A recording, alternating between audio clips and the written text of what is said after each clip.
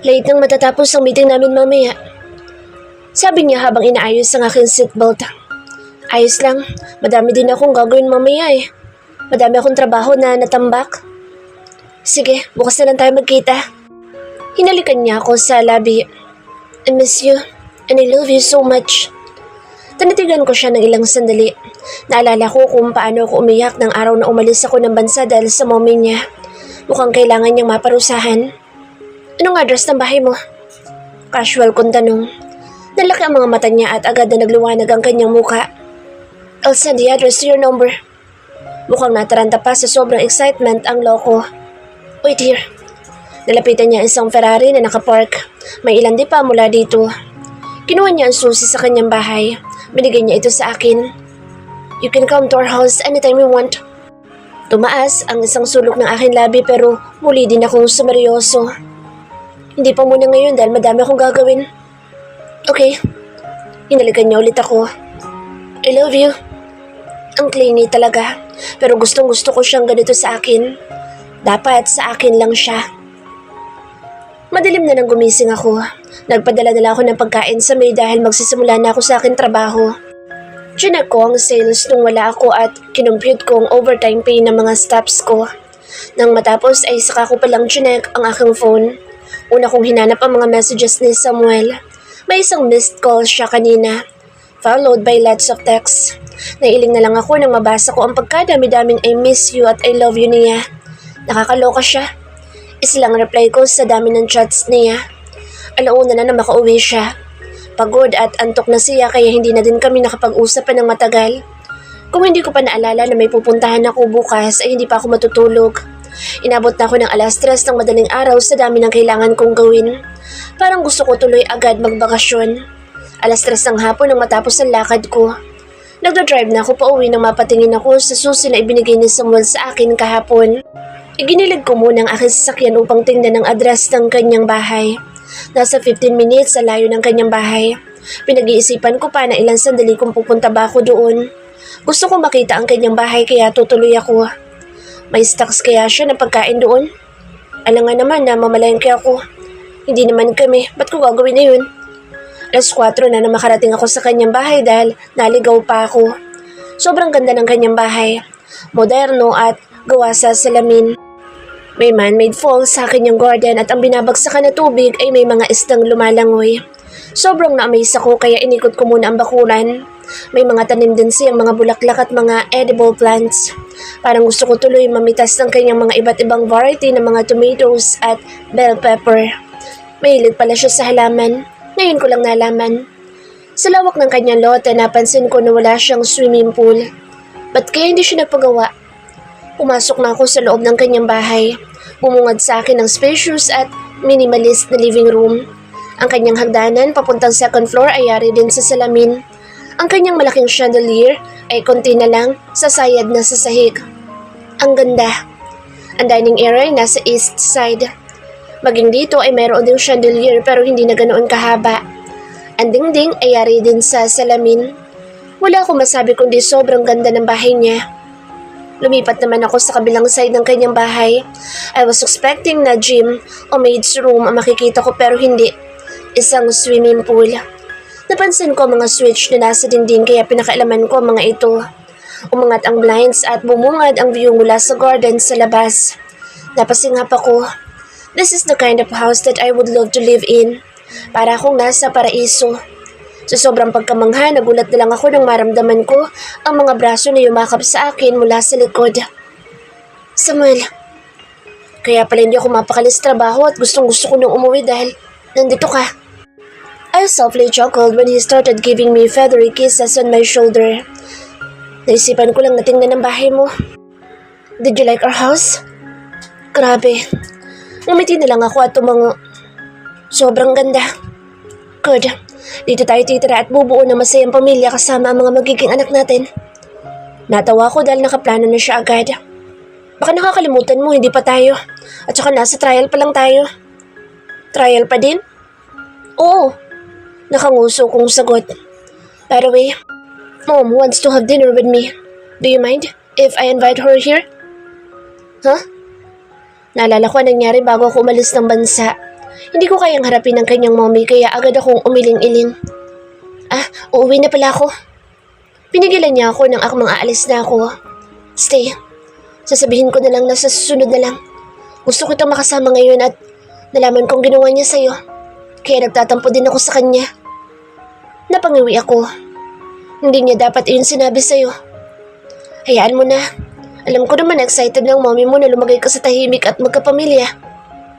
Pero hindi pa din siya magdedesisyon kung sino ang dapat kong pakasalan. But anyway, hindi naman kami nag-away dahil doon.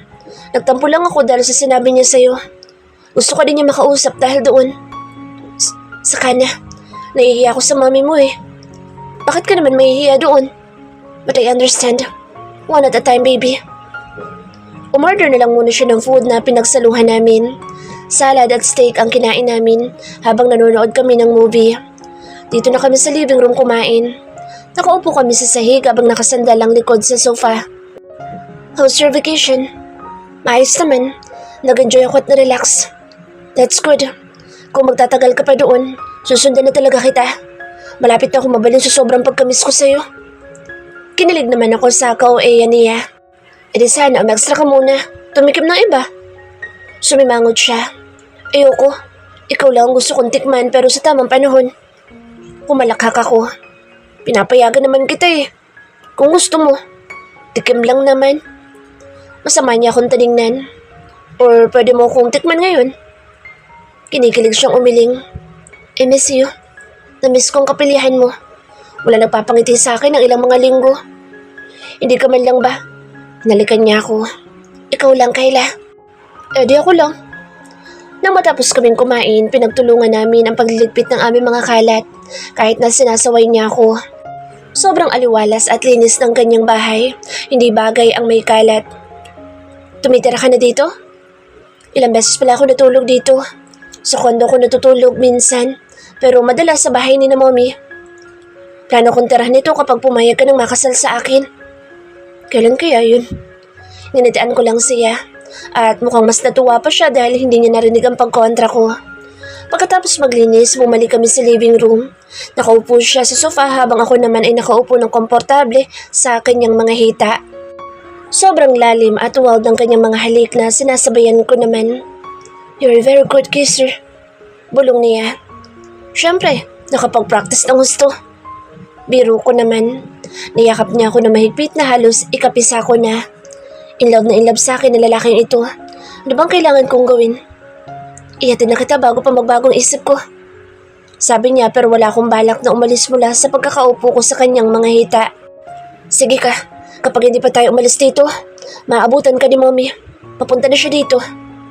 Ipinakita niya ang kanyang cellphone. May text nga ang kanyang mommy. Tinatanong kung nandito ito sa kanyang bahay. Iniisip yata niya na nandito ka kaya nangungulit. Kung ayaw mong mapikot, tara na. Tatawa-tawang aya niya sa akin. Nagmamadali naman akong bumaba. Yung sasakyan ko ang gamit namin. Magta-taxi na lang daw siyang pabalik. Hindi pa kami agad dumiretso ng bahay. Inaya niya akong mabigay ng pagkain sa mga nasa lansangan pero alam ko naman na gusto lang niya ako makasama ng mas matagal pa.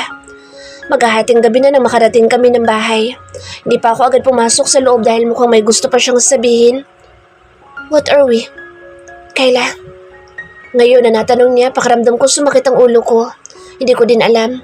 Basta ang alam ko lang ay masaya ako ngayon. Tayo na ba? Hindi ko pa alam, Samuel. May show kami abroad for 9 days and I want you to wait for me.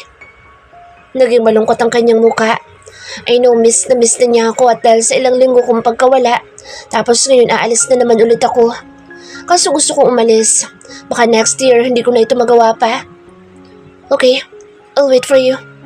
Pagbalik mo, tayo na ha? Tumawa lang ako. Hindi ko din alam pero why not give it a try, diba? Hinalikan ko siya sa halip na magsalita pa ako. Ingat ka pag-uwi. Bulong ko. Mag-iingat ako dahil mamahalin mo pa ulit ako. Corny mo? Natatawang sabi ko. Humakbang na ako ngunit tinuli niya ang kamay ko. Sabay hapit sa akin bawang. I love you. Bulong niya sa akin tenga. I know. Sa susunod, I love you to na ang sagot mo kapag sinabihan kita ng I love you ha. 8 araw na ako dito sa abroad. 8 araw na din ako nag-iisip kung ano ang dapat kong gawin pagbalik ko ng Pinas. Medyo magulo na naman ang isip ko pero one thing is for sure. Gustong gusto kong bigyan ng chance si Samuel. Walang sumalubong sa akin pag uwi ko kaya nangontrata na lang ako ng taxi. Nag-text ako kay ate na nakasakay na ako. Nag-reply siya na naghihintay na sila sa bahay. Napakunot naman ang noo ko sa reply niya kasi parang iba ang dating nito pero binaliwala ko na lang. Habang nasa biyahe biglang sumagi sa aking isipan si Samuel. Kumusta na kaya lalaking iyon? Tinignan ko ang aking cellphone at pinigilan ang sarili na i-text siya. Mamayang gabi o bukas ko na lang siya i-text. Gusto ko munang magpahinga. Masakit ang likod ko. Nang huminto ang sasakyan sa labas ng bahay, napansin ko ang isang hindi pamilyar na sasakyan na nakaparada sa labas ng aming bahay. Sigurado akong hindi kay Samuel ito dahil hindi ito sports car. Black, red o kaya silver ang kulay ng kanyang mga sasakyan. Baka kina Tito John ito o kaya kay Lolo. Binibisita siguro nila ang mga apo. Ngunit pagpasok ko sa loob ng bahay, kamuntik pa ako mapatili sa gulat nang makita ko ang babae na gusto kong iwasan muna. Bakit siya nandito? Bakit siya nagpunta dito? Ngumiti ang ginang at kumaway sa akin. Welcome back, Iha. Naging alanganin ang ngiti ko sa labi. Kinakabahan ako sa hindi malaman na dahilan. Magpapaliwanag lang siguro siya dahil sa ginawa niya nung nagkita kami sa mall. Wala namang ibang dahilan ng pagpunta niya dito. Nag-aalangan man ay lumapit ako sa kanya. Tumayo pa ito upang ibeso ako. Tumingin din ako kina nanay at ate na walang kangiti-ngiti sa labi. Ano nangyayari? Pakiramdam ko'y may mali. May nagawa ba ako? May kasalanan ba ako? Anong pinag-uusapan nila? Hinila ako ng mommy ni Samuel na maupo sa kanyang tabi. Gusto ko sanang humingi ng sorry sa'yo dahil sa nangyari noon. Naging tabing niya ang kanyang ngiti. Gusto ko na talaga mag-asawa si Samuel. Matanda na ako at nasa tamang edad na din siya para bumuo ng pamilya. I know how much he loves you. Alam ko na nasaktan ka niya noon kaya nag-aalala ko na baka hindi mo na siya tanggapin, Iha. Hinawakan niya ang kamay ko. Kung kani-kanino ko na siya inirereto at alam ko napipiko na siya sa akin. At hanggang sa naisip ko nga na baka kailangan ko mangialam sa inyong dalawa. Sorry, Iha. Hindi totoo ang sinabi ko sa iyo noon na engaged na sina Freda at Samuel. Ngumiti ako. Ayos lang po. Alam ko. Mahal ka ng anak ko at gusto din kita para sa kanya. Saan papuntang usapan na to? Ang seryoso pa din ang mga itsura ni nanay at ate. Lumakas patuloy lalo ang tibok ng aking puso. Tumingin ang mommy ni Samuel kay nanay. Tumikim siya at tila ba nag-uusap sila ng nanay ko pero walang salita na namutawi sa kanilang mga bibig. Hanggang sa makarinig kami ng ugong ng sasakyan at ilang sandali pa nga ay dinig na namin ang malakas at mabibilis na yabag na palapit. Mom! Napatanga ako kay Samuel. Umahangos pa ito. Anong ginagawa niya dito at ba't ganyan ang itsura niya? Upo ka dito, Samuel. Sabi ni nanay. Ang seryoso ng kanyang boses at muka. Napalunok naman si Samuel bago siya sumunod. He mouted, I'm sorry and I don't know what it was for. Wala akong maunawaan sa nangyayari. Think, Kayla. Tom. Nakita namin yung video niyong dalawa. Sabi ni nanay. Video? Anong video? Alin dun? May nangyayari na pala sa inyo tapos sinasabi niyo na hindi pa kayo? Huh? Ano ba sinasabi ni nanay? Wala pang ang nangyayari sa amin na dalawa. Plano ko pa nga lang bukas. Nay, wala. Tumahimik ka, Kayla. Anong video ba kasi yun? Yung video niyo sa loob ng conference room. Halos bulong na sambit ng ginang sa tabi ko. May video? Paano? My God.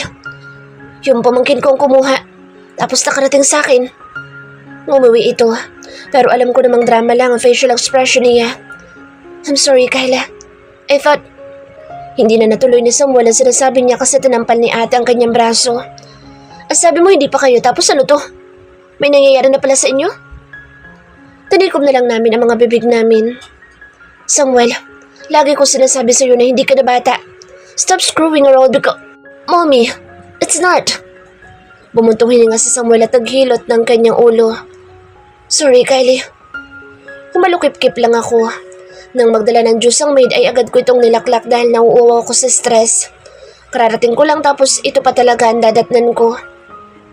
Pakasalan mo si Kylie. Sabi ni nanay. Pinatagal pa niya bago sabihin. Hindi ako umimik. Tumikim ang magiging biyanan ko. Hindi na kayo dapat naglalaro pa. Lalo ka na, Samuel. Panagutan mo ang ginawa mo kay Kylie. Wala naman pa kaming ginagawa. Napaka-advanced naman nila mag-isip.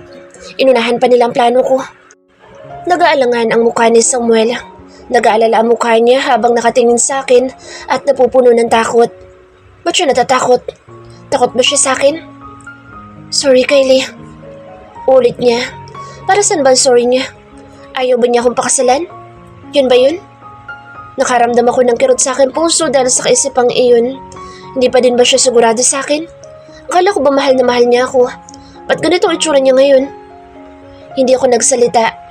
Nabalot ng katahimikan ng 4 na sulok ng silid na ito ng ilang minuto hanggang sa muli magsalita si nanay. Samuel, ano na? Nay, kung ako lang ang tatanungin, ayoko pa pong magpakasal. Ayoko pa pong mag-settle down. At saka hindi niyo po kailangang mamilit ng tao na hindi naman sigurado sa akin. Ang mommy naman niya ay nagkaroon ng munting ngiti at pag-asa. Si nanay ay nagniningning din ng mga mata. Si ate ay napasinghap at si Samuel ay mukhang naasar. Bakit na naman? Kylie, mahal na mahal kita at kahit saan pang simbay pakakasalan kita. Kinagat ko ang aking labi ngunit nanatili akong walang imik. Hanggang sa nagulat na lang ako nang tumayo ito at naglakad palapit sa akin. Lumuhod siya sa aking harapan at may hinugot na bagay sa bulsa ng kanyang pants. Ba't may singsing ka na agad? Binili ko ito 4 years ago. Halos bulong niyang sambit. Para kanino? Bagyang nanginig ang boses ko. Para sa'yo. Samuel, hindi mo kailangang magdesisyon agad. Hindi din natin kailangang magpakasal agad. Kahit kailan pa iyan, handa ako maghintay. Just take your time. Alam ko napakabilis ng lahat pero hindi kita mamadaliin sa lahat. Alam ko isang panghabang buhay na commitment ang isang kasal kaya whenever you're ready, I'll wait. Ba't ka nakaluhod kung ganoon? Naiiyak kong tanong. At mo ko binibigyan ng singsing? Nakalabing tanong ko ulit. Mahina siyang natawa. Let's say that it's a promise ring. Simbolo ng pagpayag at pagbibigay mo sa akin ng chance. God, siya na ba talaga? Inabot ko ang aking kamay. Pagkatapos isuot ang singsing sa akin daliri ay niyakap niya ako. Bumulong din siya sa akin tenga. Thank you for the chance, baby. Pangako, gagawin ko ang lahat.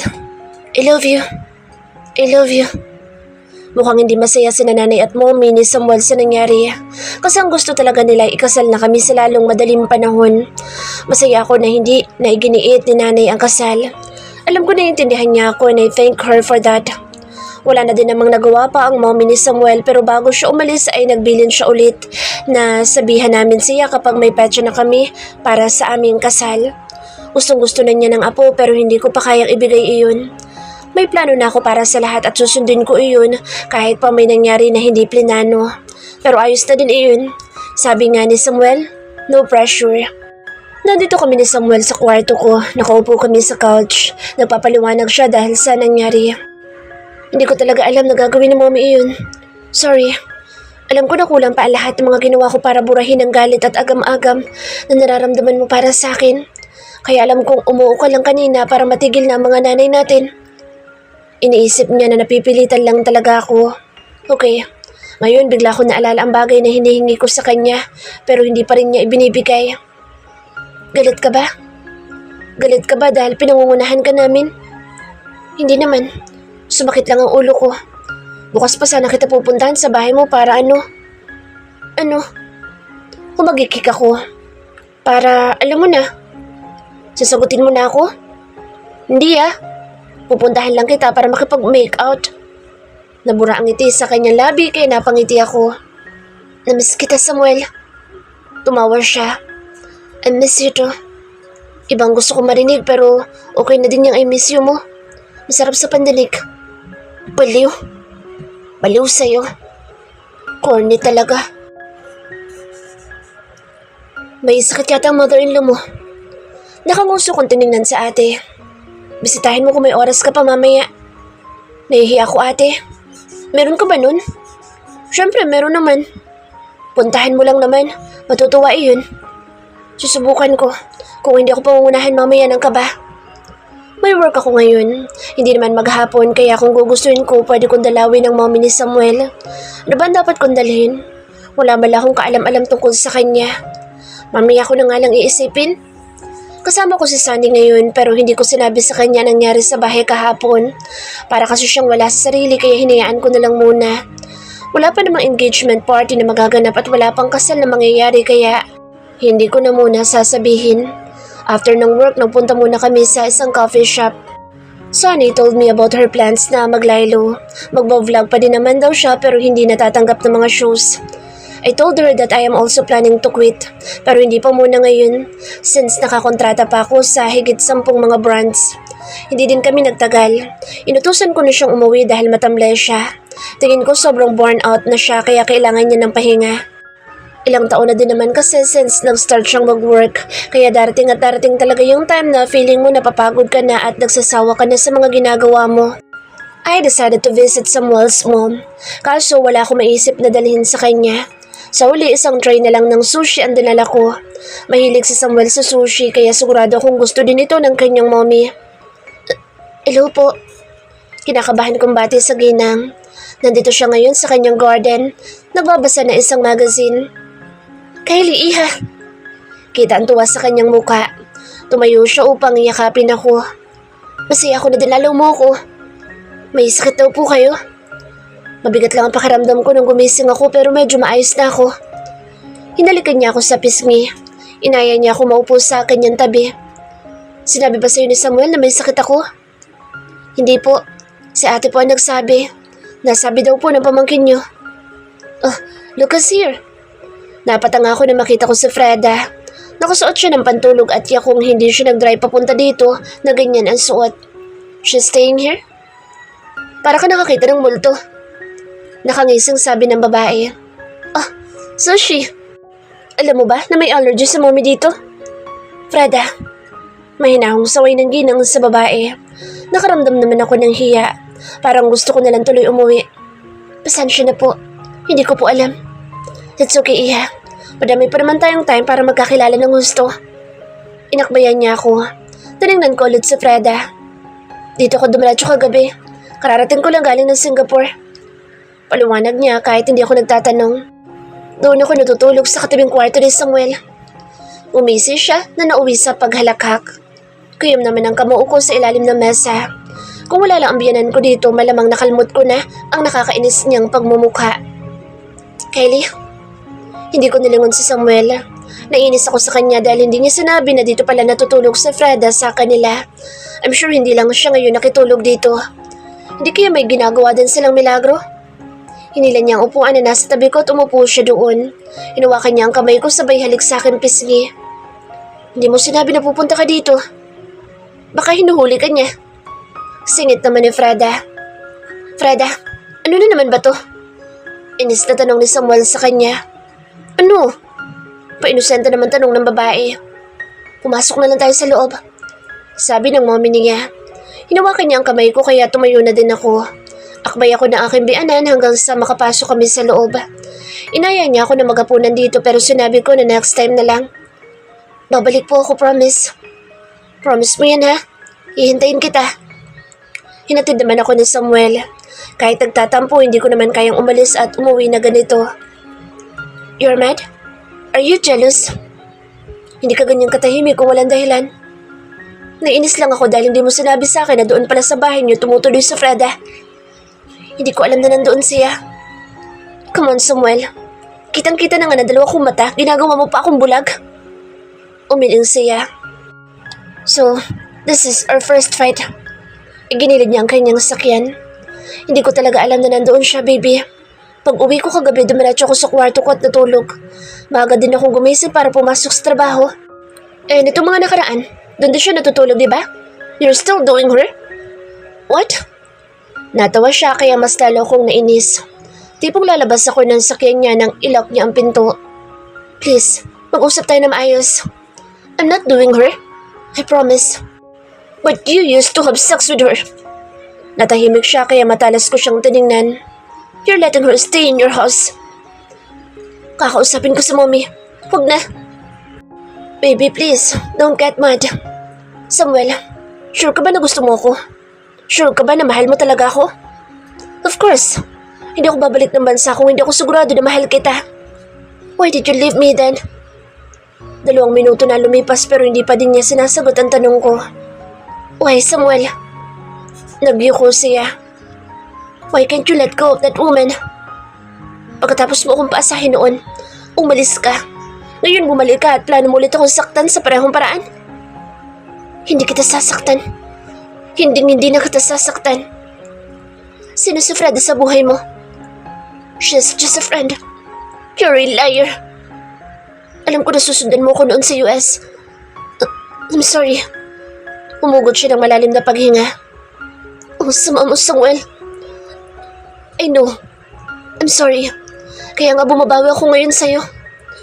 Ginawa ko yun dahil ayokong masaktan ka pang lalo. Bakit mo yun ginawa? Nang bumalik ako at dumalo sa kasal ni Kendra, gusto na kita noon. You've already occupied a bigger space in my life. I wanted to give it a try. Try. Bulong ko. Try lang. Tapos iniwan mo ko. But then, I received a call from my doctor telling me that my test results were odd. Nasaan? I was sick, Kylie. Kaya umalis ako ng bansa.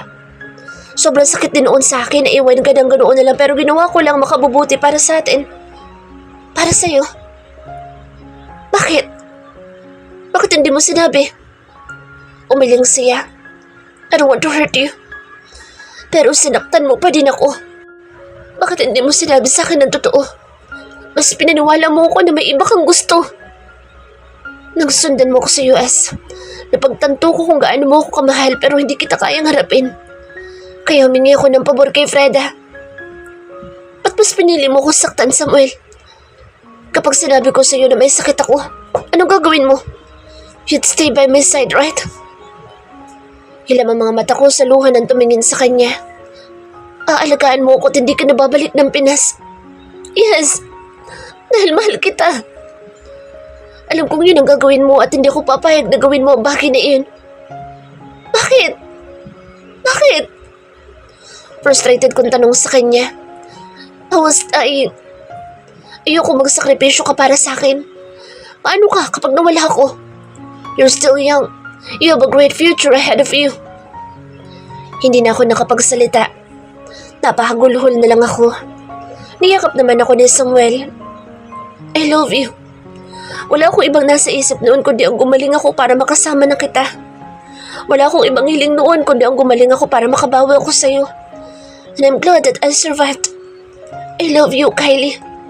I'm sorry sa lahat ng sakit na binigay ko sa'yo. Wala pa nung bata ka pa. Umiling-iling ako habang patuloy pa din sa paghagulhol sa kanyang dibdib. Tahimik lang ako habang kumakain kami. Katabi ko si Samuel na hindi mabitaw-bitawan ng aking kamay. Madalas din magtama ang aming mga tinginan at mapapangiti na lang sa isa't isa. Ngunit ang mga ngiti ko'y walang buhay dahil hanggang ngayon ay naiiyak pa din ako dahil sa mga nalaman ko. Wala pang alam sa nanay at ate kaya pinipilit kong huwag magdrama, lalo na at mukhang ayaw naman ni Samuel na malaman nila. Pagkatapos kumain, nagpunta kaming dalawa sa labas upang magpahangin. Nakaupo kami sa sun lounger na dalawa. Pinagkasya namin ang sarili namin dito. Nakasandal ako sa kanyang dibdib habang yakap naman niya ako. Hindi pa din ako nagsasalita. Hindi ko din naman kasi alam kung anong sasabihin ko. Hindi ka na naman nagsasalita. Gusto mo na bang umuwi ako? Gusto ko dito lang muna siya kaso gabi na din kasi. Ayoko siyang magpuyat. Kailangan niya maging conscious sa kanyang health. Kailangan pa niyang mabuhay ng mas matagal pa. Saan ka uuwi? Sa bahay ni na mommy. Siguro malungkot umuwi na mag-isa sa condo niya o doon sa pinatayo niyang bahay kaya doon siya umuwi sa bahay ng kanyang parents. Pagkatapos ng mga nangyari, kung ako yun mas pipiliin ko ding makasama lagi ang mga mahal ko sa buhay. Kaso nandoon si Freda sa bahay nila. Wala talaga akong tiwala sa malanding iyon. Nang gagapang pa man din iyon, gaya na lang nang nagising kami lahat na nakayakap na siya kay Samuel. Nang gigigil ako. Kakausapin ko bukas si mommy tungkol kay Freda. I'll tell her that you're not comfortable that Freda was there. And also, I don't like her there too. Hindi pa din ako nagsalita. Magsalita ka naman. Ngumuso ako. Ayaw mo na sa akin pagkatapos ng nalaman mo. Bumuntong hininga ako sa yumakap sa kanya. Danig ko ang kanyang pagngisi. Huwag ka na malungkot. Magaling na ako. Kaya nga nandito ako bumabawi sa'yo. Baka mamaya hindi ka pa pala magaling. Rest assured, I'm already cured. Saka malakas pa ang tuhod ko, baby. Pabulong niyang sinabi sa akin tenga ang huling sentence.